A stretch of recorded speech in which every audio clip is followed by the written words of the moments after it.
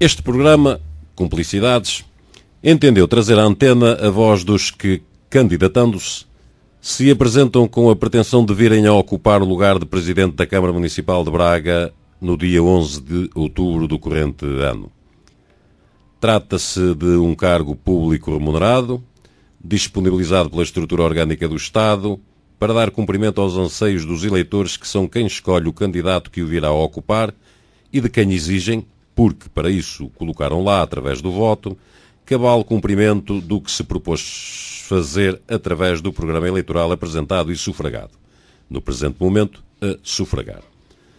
Quando alguém se candidata a Presidente da Câmara, a juízo eu, falo para continuar o trabalho desenvolvido quando se pretende suceder a si próprio, ou para mudar o que a juíza estar mal, entre outros, quando se candidata propondo medidas alternativas às seguidas pelo Executivo cessante.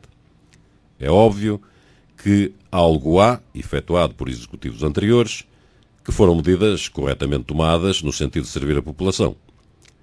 Outras medidas haverá que se proporão corrigir e outras ainda haverá também a implementar. É esta vertente que, com certeza, o nosso ouvinte mais se interessará a conhecer relativamente ao nosso interlocutor de hoje. O nosso interlocutor de hoje é o Sr. Dr. Ricardo Rio, candidato pela coligação Juntos por Braga.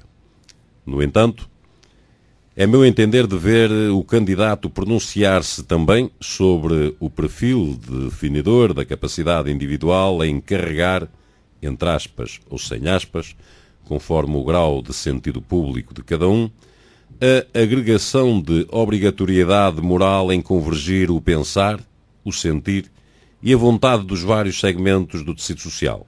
Os pobres, os pensionistas, os desempregados, os trabalhadores em geral. A classe média alta, a classe dos ricos, as minorias étnicas institucionalizadas, os imigrantes organizados na reivindicação e os que, avulso, recorrem aos serviços públicos para a resolução do que os apoquenta. Em resumo, os anseios concretizadores da expectativa em que teremos uma cidade melhor para vivermos. Muito obrigado pelo convite para estar cá de novo presente, desta vez não com a minha face oculta, digamos assim, no meu lado mais pessoal, mas naquilo que eu venho defendendo de uma forma intensa publicamente com a minha candidatura à Câmara Municipal de Braga.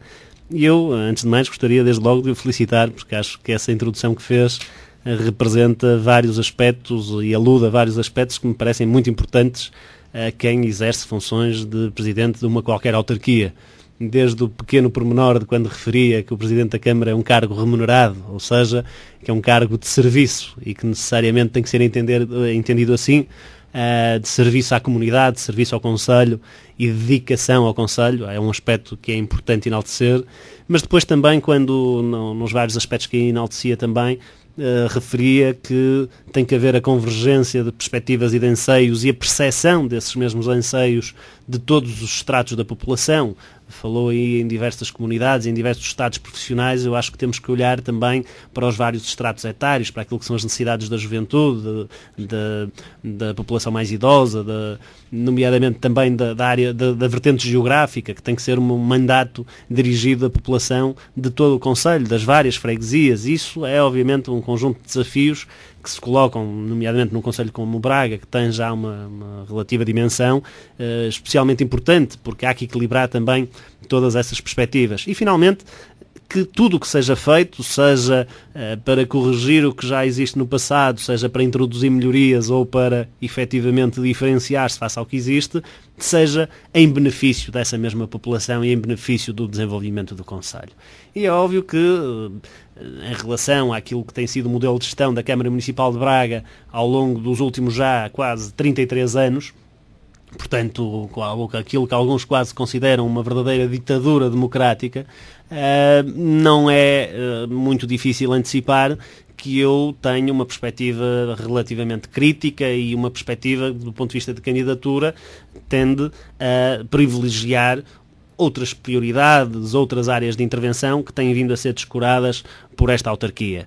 questões como o urbanismo, questões como a dinamização económica, o incentivo à atividade cultural, o apoio social, a própria política de qualificação dos espaços públicos e nomeadamente dos espaços verdes, são questões que de uma forma muito estrutural me diferenciam daquilo que tem sido a atual gestão municipal, mas também, diria, a outro nível da própria postura, e esse é também um aspecto que referia nessa introdução, enquanto que esta tem sido uma autarquia um pouco fechada sobre si própria, ao longo dos anos tem-se fechado cada vez mais sobre si próprio, tem fechado a gestão municipal à recolha de contributos das instituições, aos anseios das instituições e da população em geral, que não tem capacidade de aproveitar aqueles que são os agentes de desenvolvimento do concelho, como sejam as universidades, as associações empresariais e outros polos de dinâmica social, e tem até sobre alguns deles uma perspectiva que me parece extremamente negativa, de um certo controle, de uma certa tutela que me parece claramente não cabe à autarquia. Eu entendo que é preciso alterar essa postura e é preciso ir ao encontro desses agentes de desenvolvimento, dessas instituições de relevo que prestam um trabalho naturalmente muito valioso em todas as áreas de intervenção no concelho, e não só beber das suas preocupações, como recolher contributos para melhorar aquilo que é a atuação da Câmara Municipal. E, portanto, não é só uma alteração de prioridades em termos de gestão, é também uma alteração em termos de postura. E de uma e de outra coisa, acho que poderá resultar, obviamente, um benefício para o concelho e para os bracarenses. Eu estava a surgir um pensamento que estará, se calhar, a preocupar, porventura, quizá, eu nem sei se isso é possível, mas eu também sou o ouvinte semi-estúpido que me desculpem os ouvintes, eu é que posso ser semi-estúpido, os ouvintes não são. A pergunta que eu gostaria de colocar era o seguinte: se houver alterações no Executivo Municipal, os funcionários correm algum risco em termos de emprego? Não, de forma alguma. Não estará a máquina municipal viciada de formas ou defeitos que haja necessidade de corrigir? Há questões a corrigir do ponto de vista da organização, seguramente, como em todas as instituições, quando muda a gestão, obviamente há pormenores a corrigir e há modelos a implementar que têm que ser respeitados. Agora, essa questão dos funcionários, e é curioso que coloque essa questão, porque é daquelas, digamos assim, ameaças, daqueles fantasmas que se vão lançando para a opinião pública. Em 2005, quando me candidatei a primeira vez, havia quem dissesse que se eu vencesse as eleições que iam acabar os transportes públicos para as freguesias rurais. Outros dizem que são as empresas de construção que vão fechar todas porque a coligação não gosta dos empresários da construção civil. Outros dizem, como referiu agora, que os funcionários, principalmente aqueles que foram contratados ao longo dos últimos 3 décadas, que não podem ficar na Câmara Municipal porque obviamente foram por favores e foram por isto, por aquilo. Isso é tudo, se me permite a expressão, em verdadeiro português, uma balela.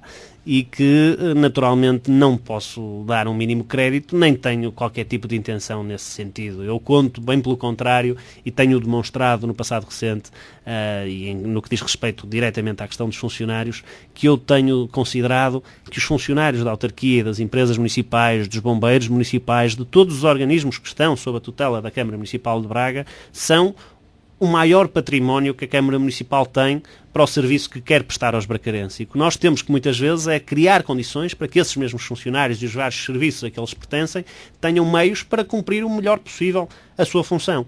Pode, como disse, exigir a correção de determinado tipo de medidas em termos de organização, mas nunca pôr em questão os próprios funcionários, até porque, obviamente, são funcionários que têm os seus direitos, que estão perfeitamente, do ponto de vista da sua relação contratual, numa situação estabilizada com a Câmara Municipal. Nem eu tenho interesse em estar agora a fazer qualquer revolução no quadro de recursos humanos da autarquia, porque isso seria perder, de facto, toda essa experiência e todo esse capital acumulado ao longo dos últimos anos. E, acima de tudo, acho que é importante dar aos funcionários da autarquia meios para trabalharem muito melhor do que fazem hoje. E isso, eu já referi no passado recente, é investindo na formação, é criando melhores condições de trabalho. Repare que, por exemplo, neste mandato a Câmara Municipal corrigiu, ainda que transitoriamente, uma situação que nós vinhamos acusando, e julgo que os vários protagonistas políticos de Braga vinham acusando há muitos anos, que era a dos estaleiros municipais. Nós tínhamos vários funcionários municipais que viviam em condições subhumanas ali na Quinta dos Peões, num estaleiro no Fojo, que não tinha a mínima condição para acolher os colaboradores da autarquia. E até se poderia perguntar que moralidade é que teria a autarquia para exigir das empresas do concelho boas condições de trabalho para os seus trabalhadores quando propiciava essas condições àqueles funcionários da autarquia? Pois bem, graças à nossa insistência também, a Câmara Municipal finalmente transferiu esses mesmos estaleiros para umas instalações arrendadas que já não são perfeitas, mas já são melhores. O caso dos bombeiros municipais, nós temos vindo a insistir sistematicamente que é importante reforçar os meios de proteção civil, dando meios de proteção aos trabalhadores, melhorando o quartel ou criando, como se desejaria, um novo quartel para os bombeiros. Na área de jardins, temos vários ecos de trabalhadores dessa área, que é importante investir nos balneários, nas condições de trabalho, na própria Polícia Municipal, em termos da organização, daquilo que são os critérios que houve, por exemplo, no decurso deste mandato para a avaliação dos agentes, que, como foi tornado público, foram confrontados com a necessidade de cobrar multas como forma de atingir os objetivos que lhes eram propostos pela gestão dessa força. E isso parece-me que tudo são formas de lidar com os recursos humanos da autarquia que prejudicam não só, obviamente, o desempenho que cada um deles pode ter, como o próprio serviço que a autarquia presta ao município e aos bracarenses. E, portanto, há que corrigir e ajudá-los a trabalhar mais do que propriamente estar a pensar em substituí-los. Eu, quando introduzi este tema, que nas conversas de esquina e de café e de taberna, seja lá onde for, às vezes se ouvem, porque é óbvio que há preocupações e quem tem que receber o salário ao final do mês preocupa-se.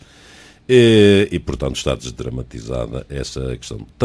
Tentei também, de certa forma, puxar um bocadinho a conversa para um tipo de conversa mais terra a terra, claro.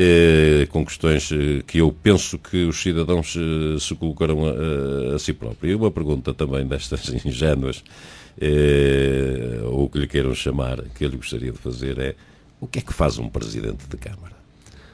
Olha, eu acho que um Presidente de Câmara tem que ser alguém que, de facto, conheça bem o Conselho, tenha uma relação de proximidade com todas, não diria as pessoas do Conselho, mas desde logo com as próprias instituições do Conselho, que eu considero que são, digamos assim, uma espécie de intermediários nessa relação com o conjunto da população, que esteja aberto a recolher as preocupações e os contributos dos cidadãos e que seja alguém que defina um modelo que pretende implementar nesse mesmo Conselho em termos de desenvolvimento, que tem que ter determinado tipo de vetores estratégicos e que tem que ter o arrojo e a capacidade de trabalho para o concretizar, mobilizando para isso não apenas os ditos colaboradores internos, sejam eles políticos ou técnicos, quer obviamente a própria sociedade civil. Eu acho que falta a Braga essa capacidade de mobilização para projetos comuns, para projetos que reforcem a nossa identidade e para projetos que nos afirmem como um concelho que,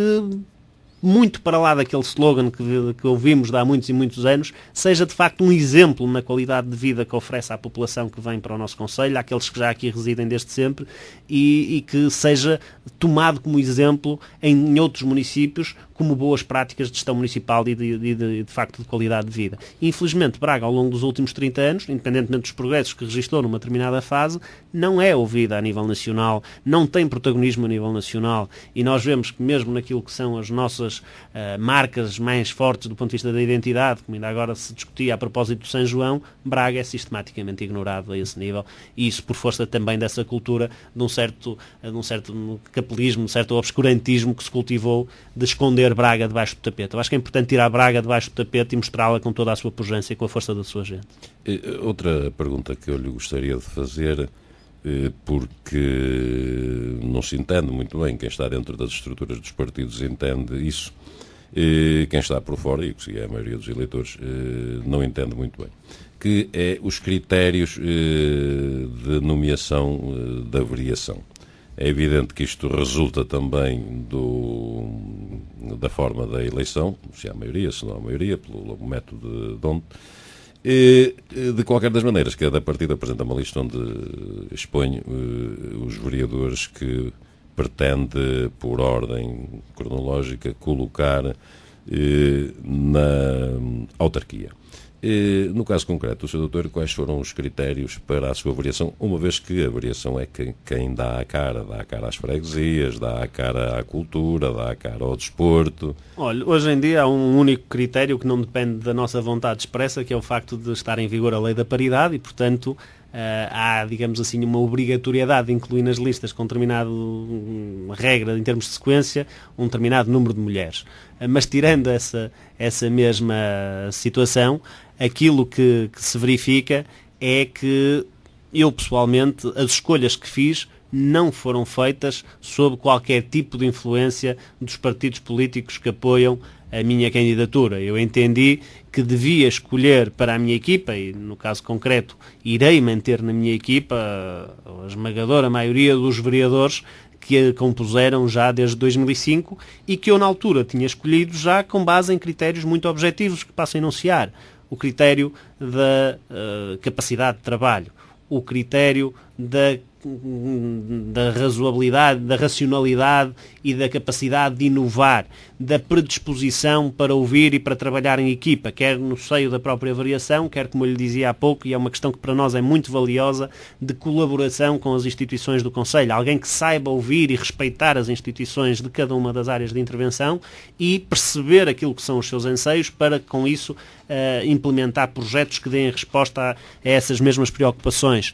Alguém que tenha, obviamente, um conhecimento sobre as diversas áreas de intervenção da escala municipal e eu, para esse efeito, não tenho que pôr alguém formado especificamente numa determinada área ou que tenha desenvolvido profissionalmente o seu trabalho numa determinada área para intervir. Caso contrário, o Presidente da Câmara tinha que ser alguém absolutamente versátil para ter formações em todas as áreas que estão sob a alçada municipal. Eu sou daqueles até que defendem que tem que haver um reforço das competências das autarquias por delegação do Poder Central e, portanto, mais difícil seria ainda a minha tarefa enquanto Presidente de Câmara, mas bem pelo contrário, tem que ser alguém que tenha capacidade de destrinçar aquilo que é ou não é prioritário e de gerir bem os recursos que estão ao seu dispor, de os motivar e de os entusiasmar, eu diria até, na concretização desses mesmos projetos. E isso aplica-se ao Presidente como se aplica ao resto da equipa da variação. Uma preocupação que também me ocorre, porque as coisas vão surgindo, como já sabemos, o Sr. já cá esteve, os ouvintes também sabem disso, as minhas anotações vão surgindo conforme eu vou ouvindo a conversa e aquilo que me vai ocorrendo. E agora ocorreu-me uma situação que começa a ser preocupante, para mim que tenho dificuldades de mobilidade, que é a questão organizativa na área do trânsito e a defesa da eliminação das barreiras arquitetónicas. Tem o Sr. Doutor um plano definido para esta área? Concorda com o que está feito? O que é que acha que está mal feito? Referiu duas situações diferentes entre si. No caso concreto, a questão do trânsito e a questão da mobilidade, mais numa ótica até de circulação pedonal, da remoção dos tais obstáculos arquitetónicos. E de cadeira de rodas, também essa. Porque nós, ao protegermos o pedonal, aplica-se a todos. Aliás, eu ia fazer precisamente essa distinção. Pode ter graus, isso é ia fazer essa distinção, que muitas vezes as pessoas pensam que a remoção de obstáculos arquitetónicos ou de barreiras arquitetónicas é uma questão que se coloca só aos cidadãos com deficiência. Não é verdade.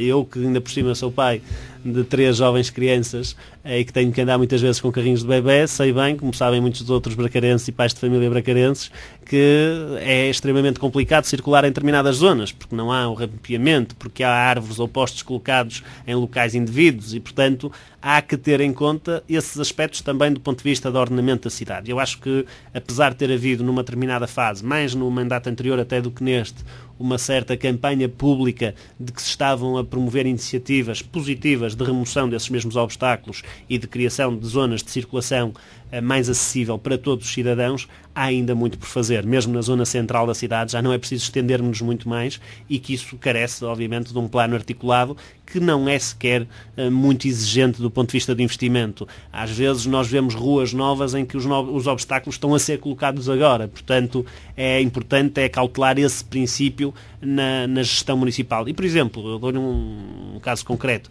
Quando eu em tempos defendi que Braga deveria ter o seu provedor do cidadão deficiente, e que deveria nomear alguém para acompanhar toda a atividade municipal e incorporar nessa atividade aquilo que são as preocupações dos cidadãos com deficiência, seguramente que se isso existisse, haveria muito mais cuidado na forma como se realizam determinado tipo de projetos, na forma como se realizam determinadas obras, para incorporar essas preocupações na gestão e nos projetos que são realizados.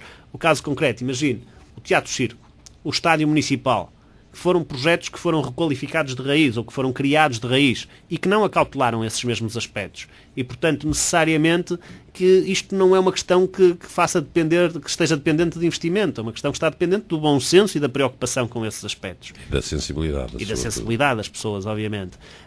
E, nomeadamente, no caso concreto do estádio, infelizmente, depois de múltiplas críticas que foram formuladas, a verdade é que as correções nunca surgiram e, portanto, temos ainda situações para ultrapassar que rapidamente se poderiam resolver e que não vão representar encargos, obviamente, para o Braga, que nem sequer é o proprietário do estádio, mas que poderiam aportar benefício para os cidadãos que querem ir ver também os seus jogos e que gostariam de ter melhores condições de segurança também nesse mesmo contexto. A questão do trânsito é uma questão diferente. Braga criou e cultivou uma política ao longo das últimas décadas de criar vias de atravessamento. E, portanto, as nossas avenidas, digamos assim, são verdadeiras vias rápidas. E eu acho que é importante criar aqui mecanismos de controle nessas mesmas vias rápidas e criar vias alternativas que essas sim sejam de circulação, o caso concreto da nova variante que tem que ser criada à cidade para desviar o trânsito que atravessa a cidade porque quer ir para Chaves ou quer ir para determinadas zonas e que tem hoje em dia que atravessar a cidade, não o teria que fazer e, portanto, há que criar essa nova circular e, nessas vias, criar situações que sejam fortalecedoras da segurança para os peões e para, nomeadamente, as viaturas também. Até porque, do ponto de vista pedonal, não nos esqueçamos que Braga é daquelas cidades que ainda hoje, infelizmente, tem das maiores taxas de atropelamentos do país, em termos de cidades desta dimensão. E isso é óbvio que tem que ser acautelado. E nas passadeiras. Mesmo nas passadeiras, infelizmente. Maioritariamente nas passadeiras, infelizmente. Outra coisa que de quando em vez me arrepia é que vejo serem feitos edifícios. Não sei também como é que funciona isto muito bem. Já agora gostava de saber como é que o Sr. Doutor pensa que isto funciona ou deve funcionar, que é a análise de projetos de edifícios a implantar ou a implementar. Porque me apercebo que não são acautelados e o projeto-lei que defende a eliminação de barreiras arquitetónicas já é antigo, creio que é de 77, não é cumprido. E, tal como o Sr. Doutor há bocado dizia, quando se coloca um problema de uma cadeira de rodas, coloca-se um problema de um carrinho de bebé, coloca-se um problema de um idoso que precisa da sua bengalita, coloca-se o problema de toda e qualquer pessoa que leve mais do que um embrulho. O Sr. Doutor tem alguma ideia ou pensa que este tipo de organização interna e de análise se deve manter tal qual está? Que eu não sei se o Presidente da Câmara tem alguma influência na tentativa de sensibilizar os engenheiros e arquitetos para estas situações. Eu aquilo que posso partilhar consigo é que, num caso concreto de um salão de uma sede junta de freguesia, a parte de trás do palco tinha 80 centímetros. Foi preciso muito esforço para convencer a alterarem, não foi alterar, a violarem, entre aspas, o projeto e colocarem pelo menos a 91 ou 92 centímetros. Era uma entrada de acesso a um palco. O palco não serve única e exclusivamente para ir lá alguém tocar guitarra. Pode-se fazer uma conferência sobre a mobilidade. Pode-se fazer tudo e mais alguma coisa. Pode ser necessário a passagem de pessoas que tenham só de tronco mais que os 80 centímetros, que infelizmente... E há seguramente pessoas de cadeira de rodas a tocar guitarra também. Também. O Sr. Doutor tem alguma ideia definida? Olha, eu acho sobre que isto? Há uma questão que é, a esse nível, perfeitamente pertinente, que é, em tudo que seja edifício público, equipamento público, tem que serem cumpridas essas regras. E, portanto, por mais que tenha havido sucessivos adiamentos do cumprimento da lei, de que os projetos tenham sido sucessivamente alterados, eu acho que é como outro nível a questão da limitação de mandatos. Às vezes nós tendemos a aprovar os princípios e a vertê-los para a lei e depois não os aplicar na prática. E, portanto, eu acho que tudo que está aplicado como princípio numa determinada lei, mesmo que ela não esteja totalmente em vigor, tudo que seja criado de novo a partir daí tem que respeitar esse mesmo princípio. Porque senão estamos, de facto, a desvirtuar o próprio espírito da lei. E nesse mesmo sentido, até porque, entretanto, houve essa obrigatoriedade, acho que tudo que sejam equipamentos de natureza pública, espaços de natureza pública, tem que respeitar esses princípios da desobstrução em termos de mobilidade. No que diz respeito aos espaços privados, eu acho que aí funciona acima de tudo a questão da sensibilização.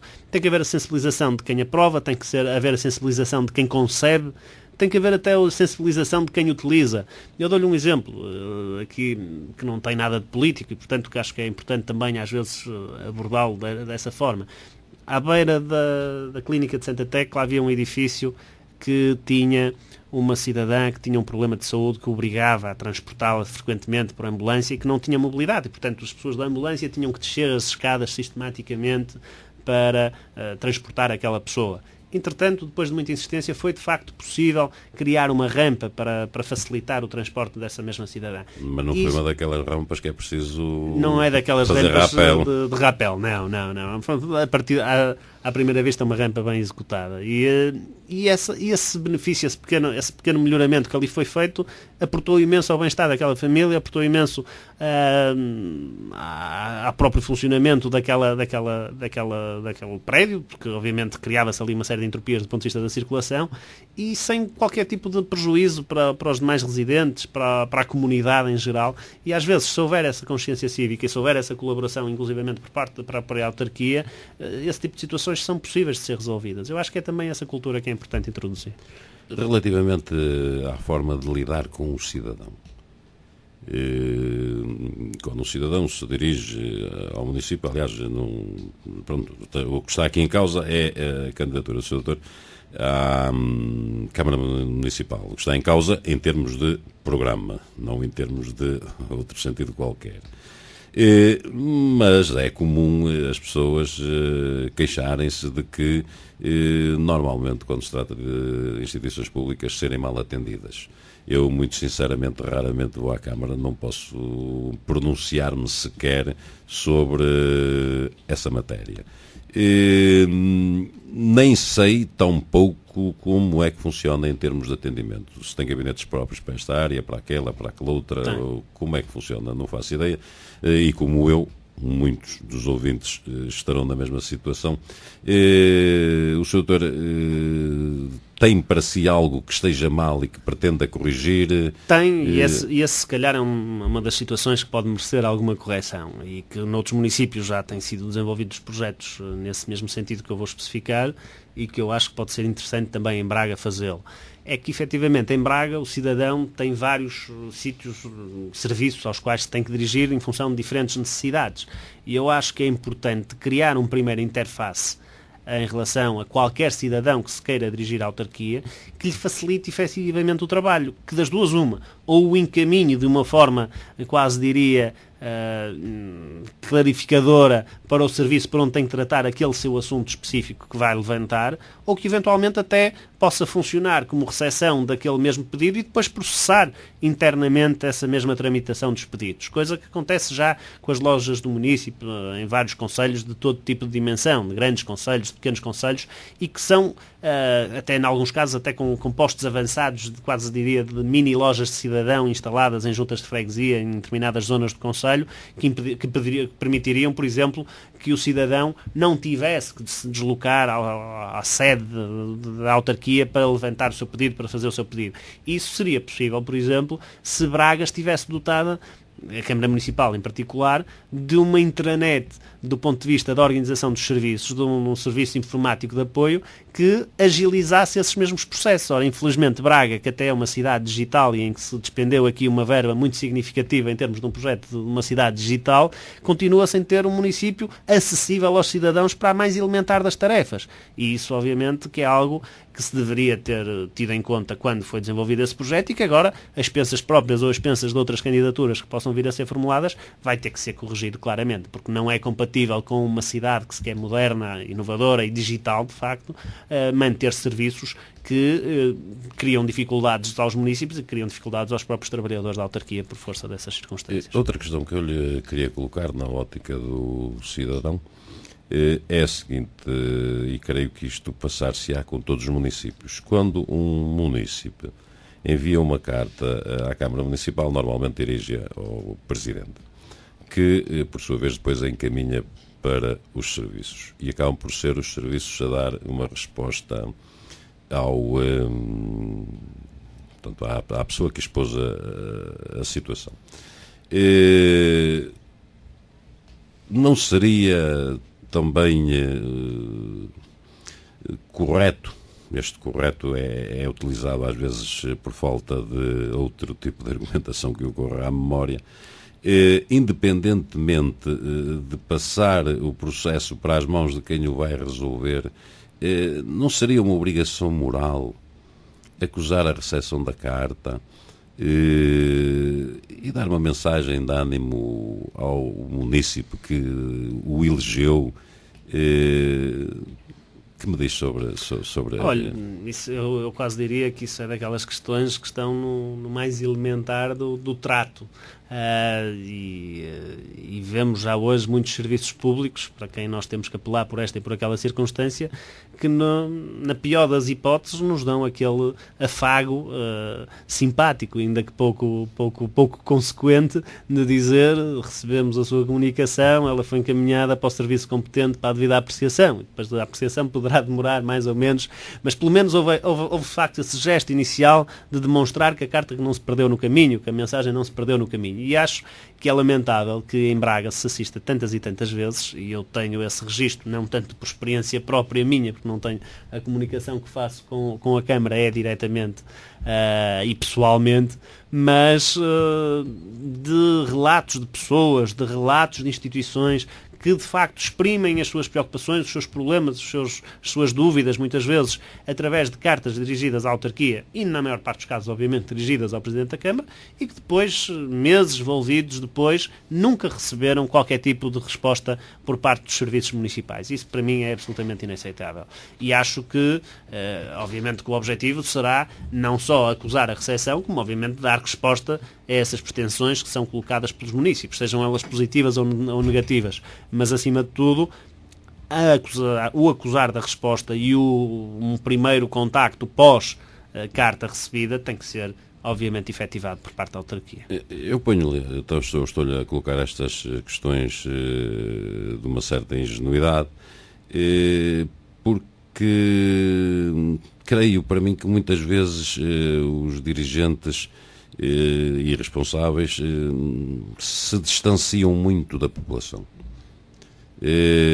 Nas campanhas eleitorais é beijos e abraços, e depois de eleitos não se consegue falar de ânimo leve com sei lá, o Presidente da Câmara ou se calhar o vereador, não sei se será assim, mas até compreendo em certa forma, na justa medida em que o Presidente da Câmara não se pode pôr ali à porta a cumprimentar toda a gente e a ouvir toda a gente. Mas isso por vezes acarreta o risco de uma fama de uma certa frieza no relacionamento interpessoal ou no relacionamento humano. Tenho ouvido falar, em alguns casos, em dedicarem, por exemplo, um dia para atender o cidadão. Não sei se em Braga isso acontece existe, ou não. Existe, não sei exatamente qual é o dia, julgo que é terça-feira, não tenho a certeza, em que o próprio Presidente da Câmara recebe os cidadãos que lá se dirijam, julgo que mediante agendamento, não sei se é através de, digamos assim, de atendimento efetivo a todas as pessoas que se dirigem à autarquia, mas foca aí nessa questão, uma questão que eu acho que, como lhe dizia no início desta conversa, que é estrutural da gestão municipal, que é a tal lógica de proximidade e a lógica de contacto e de busca das pessoas e do terreno e das instituições. E eu acho que se nós olharmos com toda a frieza e com todo o realismo para aquilo que tem sido a conduta da atual gestão municipal, nós poderíamos perguntar quantas vezes é que o Presidente da Câmara, por exemplo, já para não ir à própria variação, mas centremos-nos no Presidente da Câmara, quantas vezes é que o Presidente da Câmara foi durante todo este mandato e durante os anteriores e os anteriores dos anteriores, quantas vezes é que foi a uma freguesia sem ser para fazer uma inauguração? Quantas vezes é que teve contacto com as pessoas e esteve disponível para ouvir as pessoas, esteve disponível para ouvir as instituições, sem ser numa ótica de sobranceria, de controle, como eu dizia há pouco, de tentar aliciar para isto ou para aquilo? Quantas vezes é que um Presidente da Câmara... Isto é uma atitude que é estrutural. Ou se tem ou não se tem. Ou se tem essa disposição ou não se tem.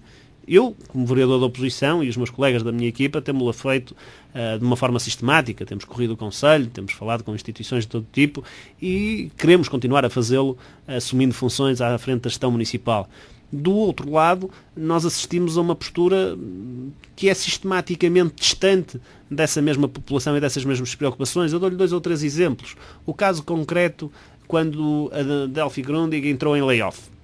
Nós perguntamos ao Presidente da Câmara. Uma das maiores empresas do Conselho, uma das mais empregadoras do Conselho, numa fase em que a questão do emprego é tão sensível para o todo da população, entrou numa situação que, pelo menos na altura, não se sabia se era de grandes dificuldades, pequenas dificuldades, ou se era algo que, efetivamente, de uma forma transitória, como aconteceu, felizmente, poderia ser resolvido. O Presidente da Câmara, publicamente, veio a dizer: mas eu até já reuni com a Delphi Grundig. Viemos depois a saber que reuniu com a Delphi Grundig porque a Delphi Grundig tomou a iniciativa, já depois das notícias terem sido publicadas e tudo mais, de ir reunir com o Presidente da Câmara e o informar sobre aquele mesmo problema. Não houve a preocupação do Presidente da Câmara de saber o que se passava. O problema chegou até ele, não foi ele que foi tentar saber o que é que se estava a passar. Ainda recentemente saiu a notícia nos jornais de que o Banco Alimentar, que é outra instituição que, noutro campo, agora do ponto de vista social, desenvolve um trabalho notável no Concelho de Braga, do qual dependem várias famílias e várias instituições que atuam na área social, ia perder o armazém em que está neste momento a alojar os seus alimentos e as recolhas que efetua.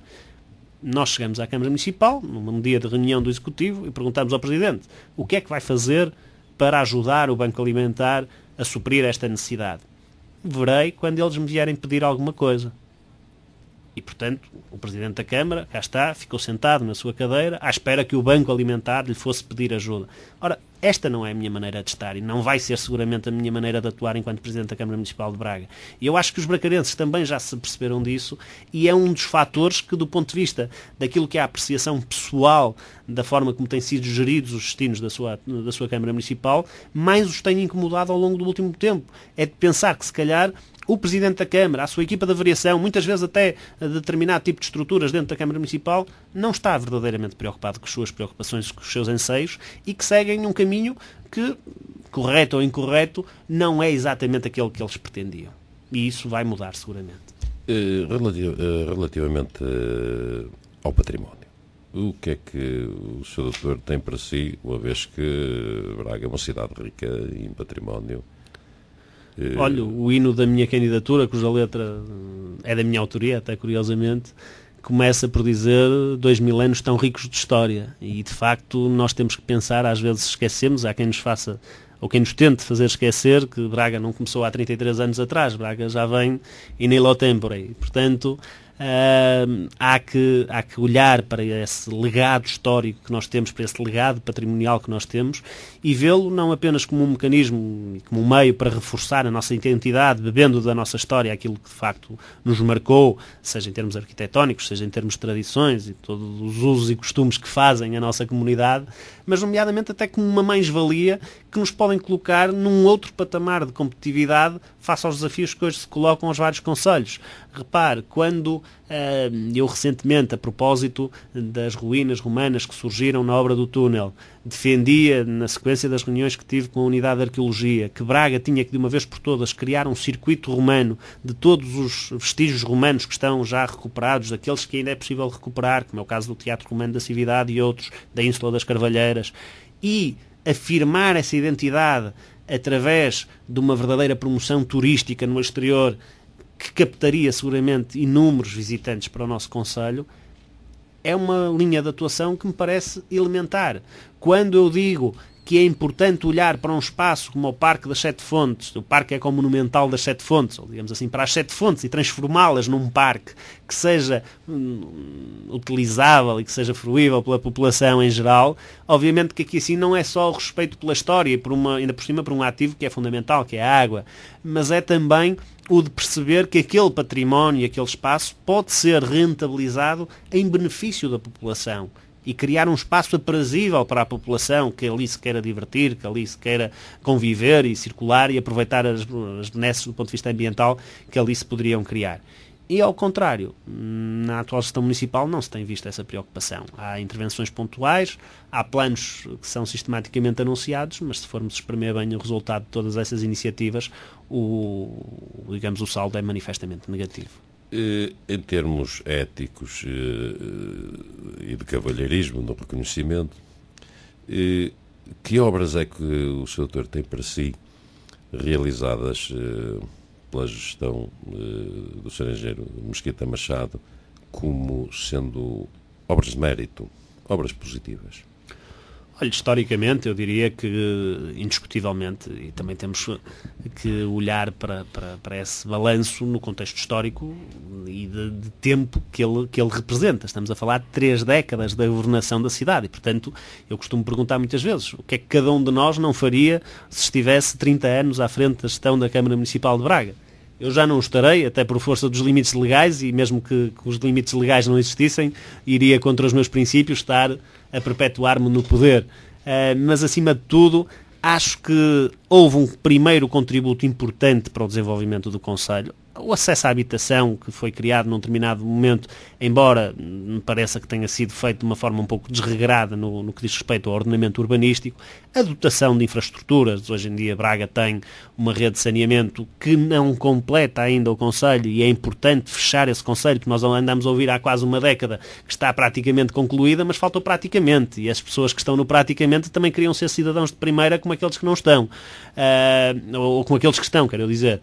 E, portanto, a questão da rede de transportes, em que, efetivamente, o STUB, do ponto de vista do serviço social, presta um serviço relevante ao concelho e criou uma rede que, ainda que não funcione de forma perfeita, longe disso, que é meritória. A dotação de outras infraestruturas de primeira geração, as escolas, as juntas de freguesia.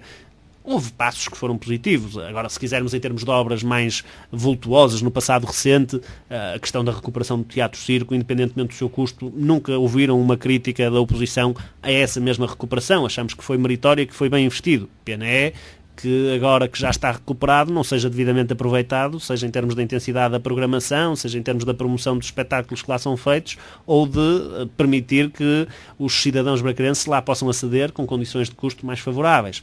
O estádio municipal é uma obra emblemática do ponto de vista arquitetónico, mas é uma obra perfeitamente disfuncional e uma obra deslocada, então, despropositadamente megalómana do ponto de vista financeiro, como são as piscinas olímpicas que estão projetadas, que são uma necessidade para Braga, a criação de uma piscina olímpica, mas não de um investimento avultado como aquele de 5 milhões de contos. Quantos equipamentos esportivos não seria possível fazer com essa mesma verba?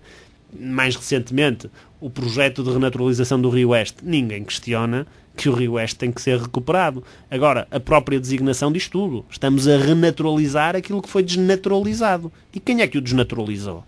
Quem é que encanou o Rio Oeste? Quem é que criou muros e obstáculos onde eles não existiam? Quem é que potenciou as cheias em grande parte do seu percurso? Obviamente que quem está à frente dos destinos da Câmara Municipal ao longo dos últimos 30 anos. E, portanto, é óbvio que há agora iniciativas que são, em alguns casos, meritórias, mas muitas delas até são correções do passado. Veja-se aquela que é a obra do mandato, só para também não estender excessivamente, a obra do mandato do engenheiro Mesquita Machado neste mandato em curso. O prolongamento do túnel da avenida. Estamos a falar de um remendo de uma obra que poderia ter sido bem feita há 15 anos atrás. Toda a gente, o vereador da CDU, Casais Batista, os cidadãos de Braga, vários movimentos de cidadãos de Braga questionavam a feitura daquele túnel nas condições em que ele foi feito. A discussão que se deu na altura sobre os sentidos e a amplitude do túnel e as saídas. Na altura, a gestão da autarquia manteve-se insensível a todos esses apelos. 15 anos envolvidos, ou um pouco mais envolvido, vem assumir esse mesmo prolongamento de 300 metros como obra do mandato. É, de facto, significativo. E negativas? Olha, deixe-me dar-lhe os meus parabéns por esse balanço de reconhecimento que é de facto também o que define o caráter de cada um. Vamos às obras negativas, o que tem para si? Olha, as obras negativas, eu acho que Braga tem como legado mais negativo possível do Conselho da atual gestão municipal esse crescimento desenfreado que houve do ponto de vista urbanístico, que cria graves problemas do ponto de vista da qualidade de vida das pessoas. Há zonas que não têm mínimas condições de segurança, que não têm equipamentos de fruição pública, porque os espaços verdes estão completamente ao abandono, porque se foram transformados em depósitos de lixo, porque não têm iluminação condigna, porque não têm acessibilidades para os transportes públicos ou para o mero caminhão de lixo, e isso numa circunstância em que, como eu já disse uma vez de uma forma bastante pertinente, a atual gestão municipal, e em particular o engenheiro Mesquita Machado, que sempre presidiu aos destinos da autarquia nestas últimas 3 décadas, podia ter sido o Marquês de Pombal de Braga, podia ter feito uma cidade de raiz. E esta é a imagem da cidade que ele fez. Eu não o teria feito assim. Infelizmente, agora, há situações que são corrigíveis e há outras que não são. Mas veja-se outro caso concreto. O abandono que foi votado do centro histórico. Por mais que hoje tenhamos uma das maiores áreas pedonais, é o deserto urbano.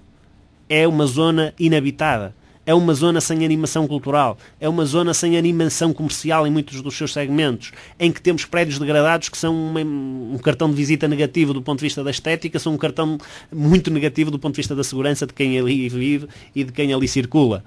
Obviamente, são aspectos que têm que ser corrigidos e que vão fazer parte da minha linha de intervenção e do meu programa de atuação quando assumir os destinos da Câmara de Braga. Resta-me agradecer ao Sr. Dr. Ricardo Rio esta colaboração. Isto vai ser um périplo de programas de campanha pré-eleitoral. Não é campanha, este termo foi incorreto, porque este não é um programa que vocacione muito, nem de perto nem de longe, essa vertente. No entanto, a ideia é que em cumplicidade se transmita o que é que se vai propor quando for a campanha eleitoral. Daí que lhe tenha dado início antes da campanha eleitoral. Por aqui passarão o Sr. Dr. Ricardo Rio, que já passou, o Sr. Dr. Dias, candidato da CDU, não me ocorre agora o João nome Delgado, Bloco de Esquerda, do Bloco de Esquerda, e o Partido Socialista, que ainda não sei quem o representará. Por hoje é tudo. O meu nome é António Fernandes. Diga, espero que seja o candidato. Por hoje é tudo. O meu nome é António Fernandes. Na realização técnica esteve o José Carlos Fernandes.